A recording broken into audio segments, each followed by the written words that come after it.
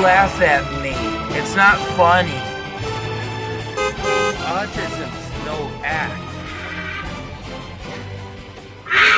Don't make fun of someone else, not me. Autism is no joke. I don't do it on purpose. I'm sorry. Why laugh at me? It's not people funny. With autism sometimes need supports not to do them.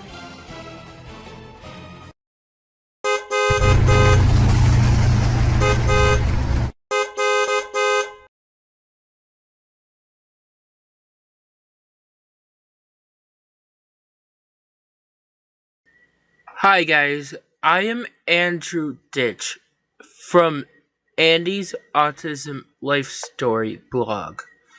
I have a video on being held accountable for my actions. I want to clarify some of these things I see the public making comments about me. This video is going to be prepared by scripts with the help of a friend of mine. I want to just go into a little bit more of that off script here. So, one of my friends is helping me with not to use people's names, not to use her name, and helping me to clarify some things that the public has seen that they are attacking me on. We're going to try this route before I go to law enforcement at the federal level for what people have done to me. So, this is one of many videos that I'm going to go by a script of. I had help with planning this and how to word it. And you know what? I just realized something. I forgot to show a supportive picture in this. So I'm going to have to edit that in the video. To add that to the video during the editing phase of this. So now going back on the script. There are many things the public may have heard or read about me in the past 4 years of my life. Many of them are negative about me. Few include criminal actions, law enforcement interactions, medical issues, level of care of my needs, and many more things. In this video, I want to keep this video short. I want to talk to you about some of these things that either was made public by me or news coverage, or you may have heard of about me from others. I want to talk to you about the one that is most talked about. It happened to be the news story of November 2019, where you may have learned about the poisoning of my family incident. I'm going to go off script here for a second because I want to add to my friend's script of the other incidences, so I had also included them in this scripture. So everybody knows that's what I had added.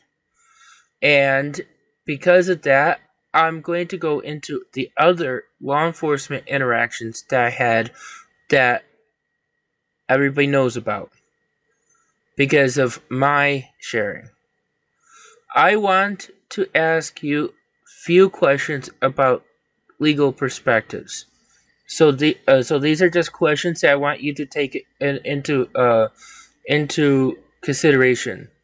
The First Amendment states, and you know what, I realized, gee, I deleted some things in this that my friend had given me, and I also added a few things. So let me go in and a little bit what she had helped me with. So the First Amendment states the freedom of speech. This freedom of speech does not protect people against crimes such as admission of guilt or threats or badgering people. A threat is a statement or action that has planning or potential action of harm to someone, self, or something, meaning it requires the action that was said or demonstrated not to have occurred but is planned. This would make a crime of harassment because a person is planning an action that could be dangerous or harmful or annoying to others. This would be a violation in New York State, but also in certain circumstances it can be criminal. I'll go off script here on this. When it's done by electronic means such as over the internet, by text message or phone call, or by U.S. postal, or by mail rather, it would be considered aggravated harassment, which would be a crime, not a violation. I also want to give you a few other legal definitions in another part. So there is criminal mischief. Criminal mischief is basically where you intend to destroy personal property of another person that has a monetary value to it. The key words is it requires intent on destroying property. Then there is endangering the welfare of a vulnerable adult, and there's two classifications of this. There's the second degree, which we'll talk about, and that is where somebody is not knowingly or willingly or have not willingly or knowingly engages in behaviors that could lead to endangering a vulnerable adult. And a vulnerable adult could be somebody with physical or mental impairments, and they receive services of some sort for those disabilities.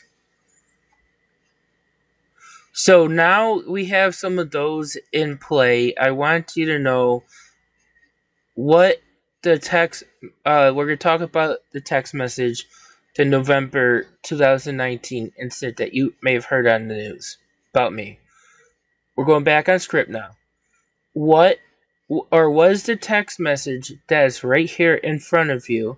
By the way, I gotta edit the video to put it in there. Is the text message past tense or a threat, meaning future tense? Was there any evidence to support it ever happening? I'll go through with you a little bit of details about that. So let me just, actually I'm going off script here by saying this part. That I'll go into a little bit more details about this incident, and I'll give you the series of events that led up to it too, and any and all evidence that were involved. So let me give you a little background story of the text message. So I had sent a text message in a group message, and there was also a private message that was also sent that is not part of the scripture here, but it ended up going to one person, and this person was a stranger to me. I met on Facebook that tried helping me get help and services I needed. And this person had received this message of a picture of a baggie filled with cornstarch that made its way to the evidence of this text message that I sent in a group text message. And what I want you to know is that this picture message was set up by another friend that was part of the group message that ended up, I'll get to that part in a minute, that had helped me at this point to send it to this other person by text, because it would show the truth of who was cyberbullying me and the friends that I have. If it got back to me or got back to someone else, I know that this message was sent by somebody, by that person, and I would know who's causing problems for me. So, we now know that. I'm going to go back on script. Was there any evidence to support it ever happening?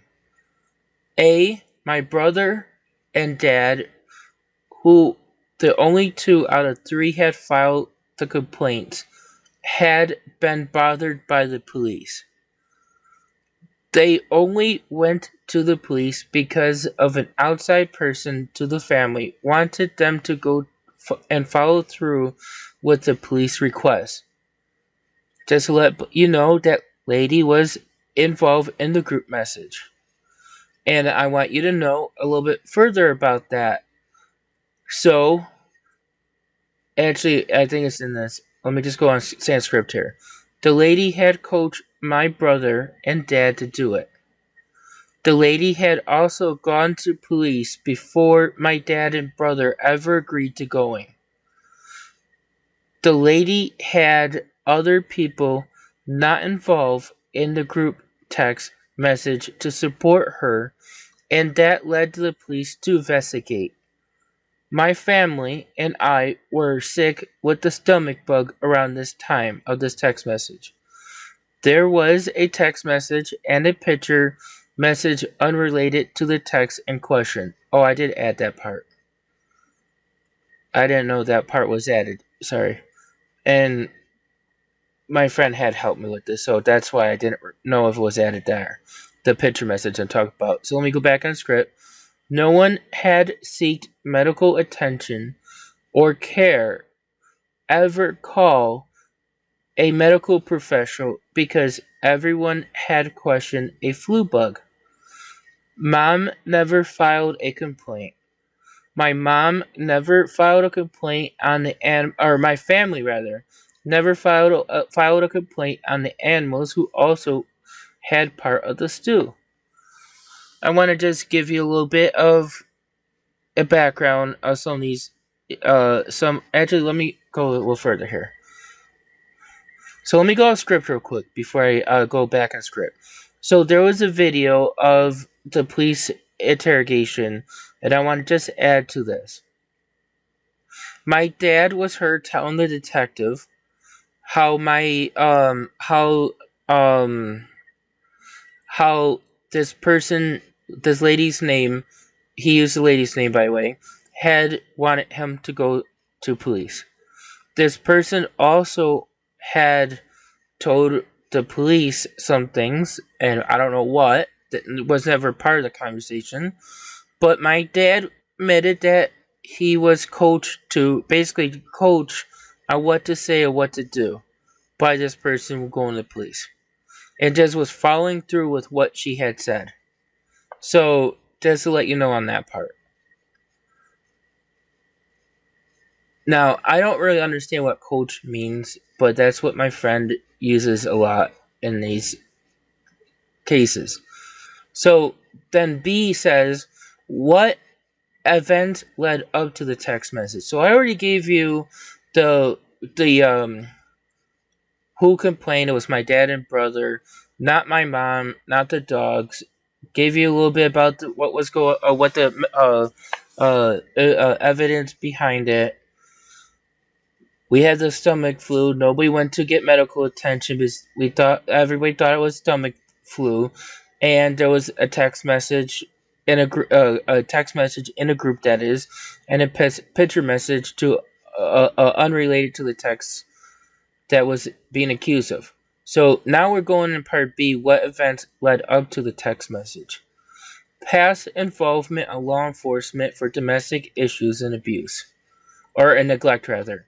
I wasn't receiving the care I needed. I was not properly diagnosed to receive the treatment I need. I was just returned back to my parents' house after being forced out of the home with an earlier issue. I was forced back to my parents' house because I had no other living options. My family was referred to APS for neglecting and abusing me by mental health professionals. My family was not supporting me the way it could have been better for me. My mom and father had serious health problems. I met strangers off Facebook to try to advocate for me in getting help. Few of these strangers had caused confusion to my care in the past. Few of these strangers had scared other friends of mine on Facebook. Few of these strangers had given me their mobile phone numbers. Few of these strangers had been in group texts with my aunt, my family, a retired law enforcement officer who had prior uh, history with my family as being law enforcement, and a healthcare worker of mine. I was being made fun of for being stupid by these strangers in this group message. Dad had cooked the family stew for dinner. Dad had made a joke comment that he always did before serving my dinner. He would say, he would say, and I used to take this literally, that he'd put X-Lax in my food. He would say that he would get me more. Or he would say that so he would get more. So he wanted more food, so that's why he would say that. He would be teasing me, and mom had to teach me he was teasing me for years before I would not take my dad seriously. I didn't take my dad seriously on this comment on this day with the years of my help for my mom. Just like dad used to tickle me until 30, he used to be somewhat of a joke like this. I then wanted to sound like I wasn't stupid, like the strangers had said to me in the text messages. I had texted them something different from what my dad had said, but with a different substance. So basically, I had thought my dad's comment was kind of like gave me an idea to send this group of people a text message, but saying it in a different way and a different substance. I had said I put MGSU in the stew. I sent this message well after dinner. I was trying to make the strangers not make fun of my diapers and being stupid. I came up with the idea I could show off my smarts with what my dad had said X-Lax, but I would use magnesium sulfate. I did not know the true chemical abbreviation to magnesium sulfate, and the strangers never once had done any checking on that to further call me names. It should have been written MGSO4. And I just want to go off script for a second. Because I had said MGSO4, they had questioned me, what is that? And I said magnesium sulfate. Or MGSU rather. And they wanted to know what that was, and I said it was magnesium sulfate. These people did not go checking what it was, and they did not make fun of me for making that mistake. Instead, they went to police, even though there was a retired law enforcement officer in this group message who also received the same message and did not think it was anything seriously.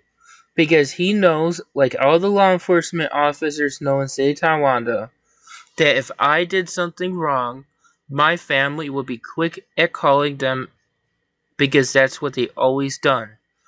This complaint never started by anyone inside my family. It came from somebody who knew us less than 1 year at this point.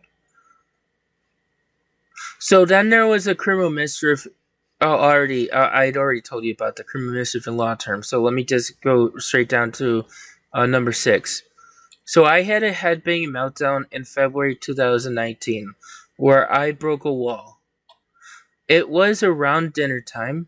My family was leaving for dinner without me because of my behaviors. My family knows I'm a diabetic, and I remember feeling like I had low blood sugar, but not really knowing. I just felt off. My mom, which I do feel a little off right now, by the way, so I gotta make this quick. So I gotta eat something. And my family knows I need help cooking. My family also knows medical and mental health professionals did not feel it was safe for me without supervision. My or communicate I couldn't communicate or ask for help so they could leave peacefully. I feel I can be left without supervision. I can be for short periods of time. I needed help so that I could feel better health-wise with my sugar and emotionally before they left. My family is entitled to having breaks from me. It'll be too much for them. I understand that. But I needed some help, so I felt better, and mom and dad usually brings me dinner after they go eat out on their own. So, just to let everybody know that I just couldn't communicate. I was getting low blood sugar. I wasn't feeling well. And I also was scared. I had an outburst and self-injurious behavior that is an automatic response to my communication disability. I had no knowledge of what was happening or what I was doing. I knew they were leaving for my behavior issues. I knew they needed a break, but I didn't know what happened after I had that communication breakdown. I had no planning to break a wall or wanting to break a wall. I didn't even know I was doing it. I didn't even know I hurt my head until after I had calmed down a little bit. I didn't even know my head was bleeding even after I had calmed down enough after law enforcement was at my house. I didn't know what I did. I knew my head hurt and I was on my computer calling my aunt. That was all I knew. I was taken to the hospital. I was arrested and placed to CPEP, a mental health ER in a different hospital, and was given an appearance ticket in court for the criminal mischief. I spent under 30 days in a holding jail until further investigation was made. I was released to APS to spend one night in a hotel to get me OPWDD services and testing. OPWDD and testing never happened because APS went a different route. I was homeless for all spring and summer. My family was involved in family court before this incident with the criminal actions because of what they did to me. This was all before this incident.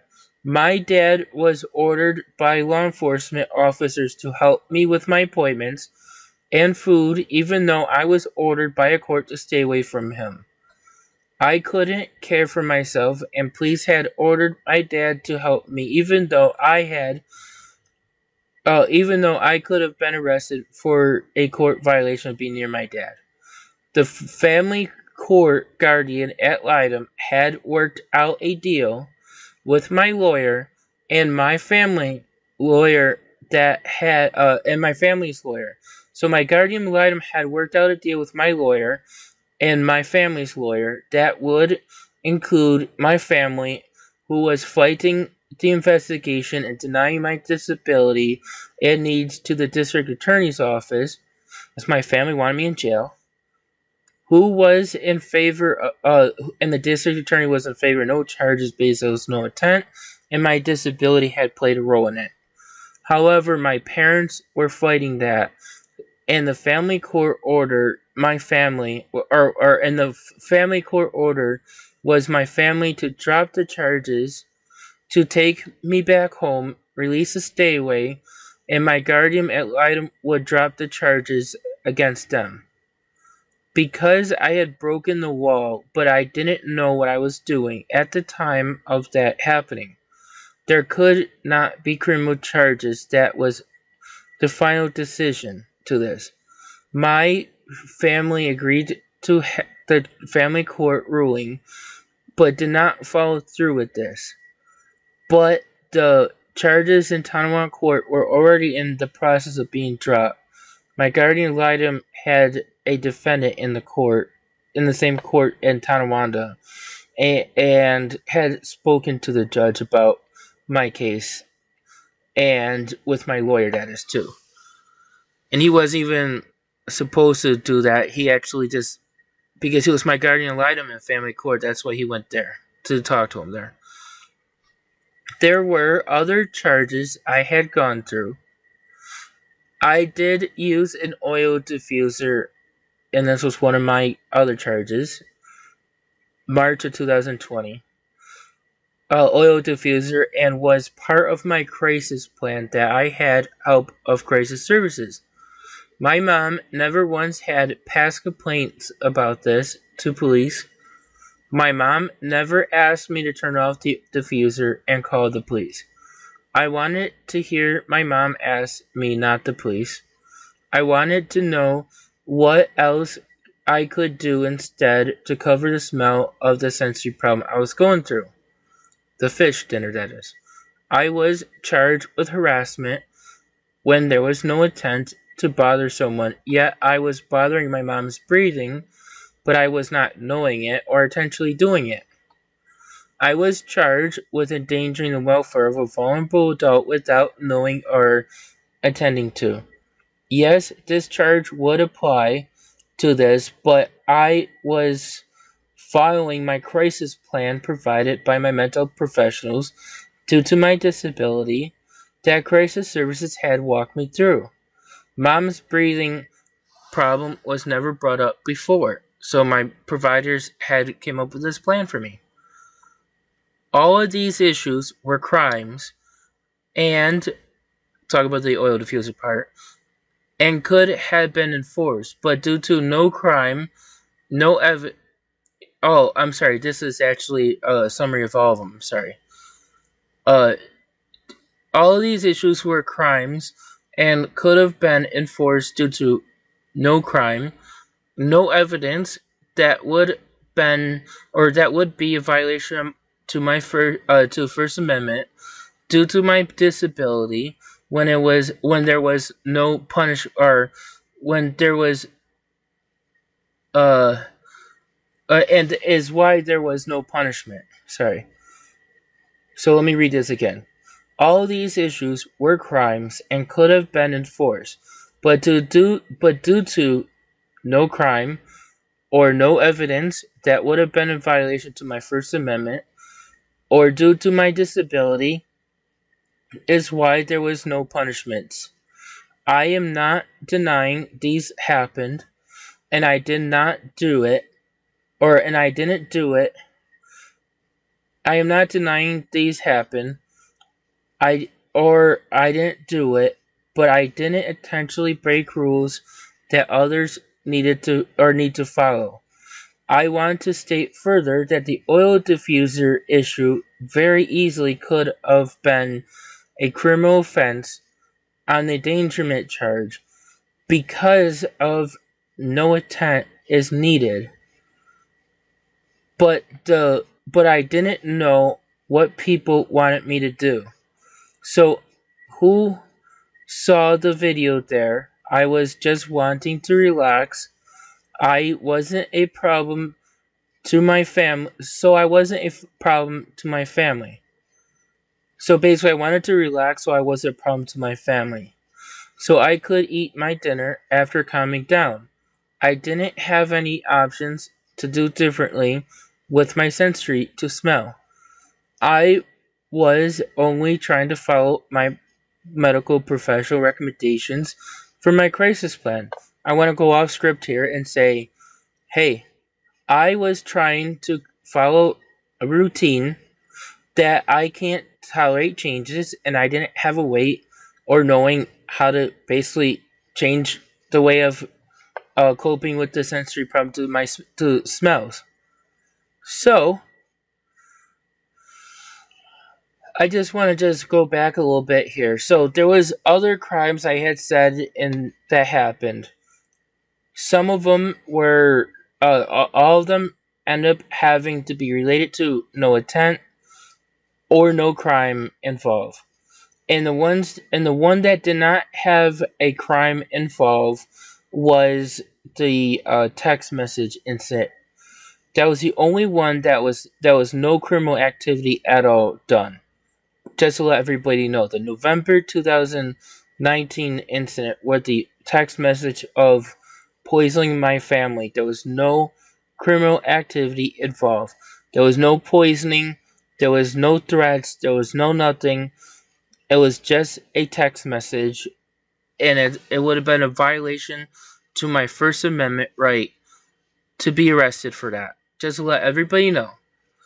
But the oil diffuser would have been the only one that could have been a crime that could have been prosecuted on and enforced, but because of my disability played a role with it, there was no consequence for it. And the headbanging one could have been involved, but again, my disability and the law clearly states that crime needed to have intent. Last note of these issues, only if people had worked with me on the skills to recognize my emotions, to recognize social cues, and to understand others' wants, emotions, behaviors, and what they were saying, and the meaning of what they were saying, and had helped me with problem solving, I feel I would never been in these situations in the first place. Because the systems had all failed me, I feel I never could avoided this on my own. I needed support I never had. And part of the system failure was, just to let you know, I was not properly diagnosed, and this late diagnosis of a proper diagnosis has delayed me from getting the services and supports I needed. I had some of these supports and services while in school only, but not on the outside. Well, that'll be on a different video I will be doing. I already have the scripter in place for the next video, but I'm going to do that work on that later. I gotta eat something first because my sugar feels like it's dropping. But I just wanted you guys to know that in the next video, you are going to hear about some of the other comments when people are referencing to me refusing placement, refusing my diagnosis, and I want to clarify those statements that these strangers who had tried advocating for me that I met on Facebook in the community that was trying to advocate for me that had no business saying those accusations about me because they are not true. And I will go into details on that later. But anyways, I am Andrew from Andy's Autism Life Story, and I appreciate you taking the time of watching this video and ask any questions that you feel free of asking. Thank you. Thank you for watching. Remember to like, comment and subscribe to help expose the creature. And remember, Andrew Ditch fakes autism.